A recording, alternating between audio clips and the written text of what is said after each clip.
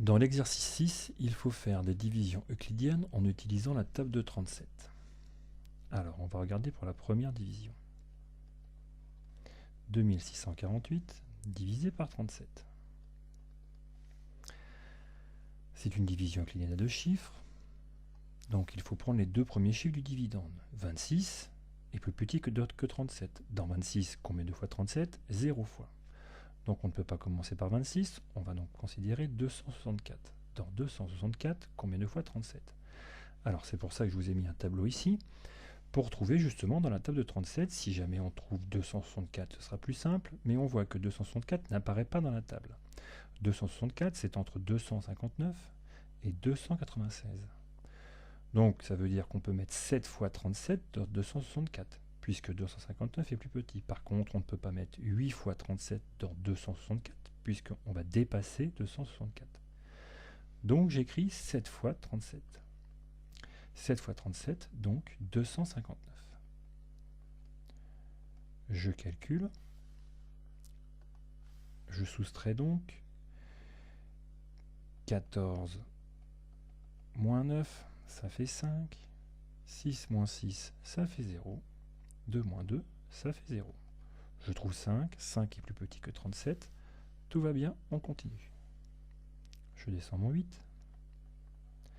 Et maintenant, dans 58, combien de fois 37? Bon, ben là, on peut voir que c'est une fois. Une fois 37, ça fait 37.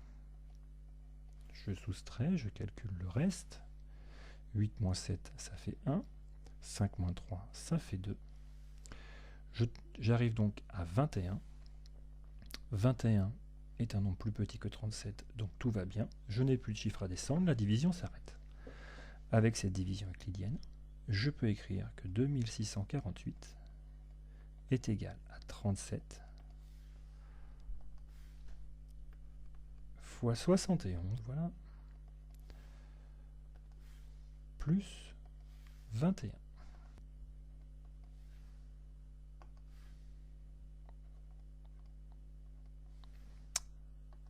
Et voilà. Deuxième division. 1854 divisé par 37. À nouveau une division euclidienne à deux chiffres.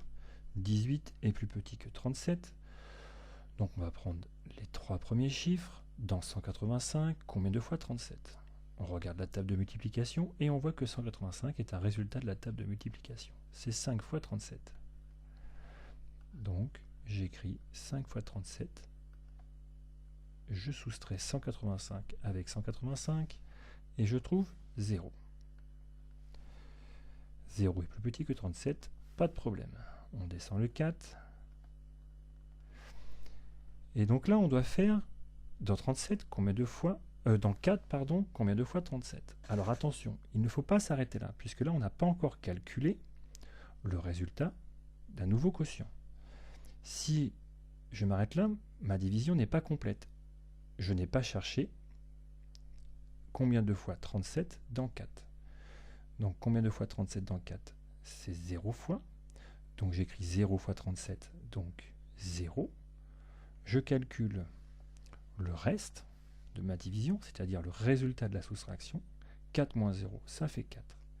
4 est un nombre plus petit que 37, donc tout va bien. Plus de chiffres à descendre, ma division s'arrête là. Avec cette division euclidienne, je peux écrire que 1854 est égal à 37 fois 50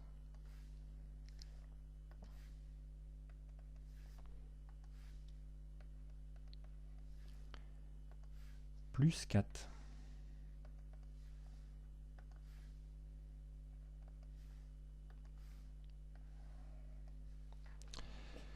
Enfin, la dernière division, 30 002 divisé par 37.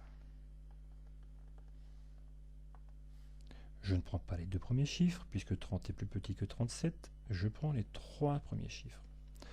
Dans 300, combien de fois 37? On regarde à nouveau la table de multiplication et on cherche un 300. Alors on ne voit pas de 300. Par contre, le dernier résultat, 296, est très proche de 300. Et on peut comprendre que si on rajoute encore une fois 37 à 296, on va être bien plus grand que 300. Ça veut donc dire que dans 300, je peux mettre 8 fois 37. Et j'obtiens ici 296. Je soustrais. 300 moins 296, ça fait 4. Je descends mon 0. Dans 40, combien de fois 37? Une fois. Je calcule cette soustraction. 40 moins 37, ça fait 3. Je descends le chiffre suivant. Hop là, zigzag un peu celui-là. Dans 32, combien de fois 37? 0 fois. 0 fois 37, 0. Je calcule le reste de ma division, c'est donc 32. 32 est un nombre plus petit que 37, donc tout va bien. Plus de chiffres à descendre, donc ma division s'arrête là. Avec la division euclidienne de 30 002 par 37, je peux écrire que 30 002, c'est 37 fois 810 plus 32. Fin de l'exercice.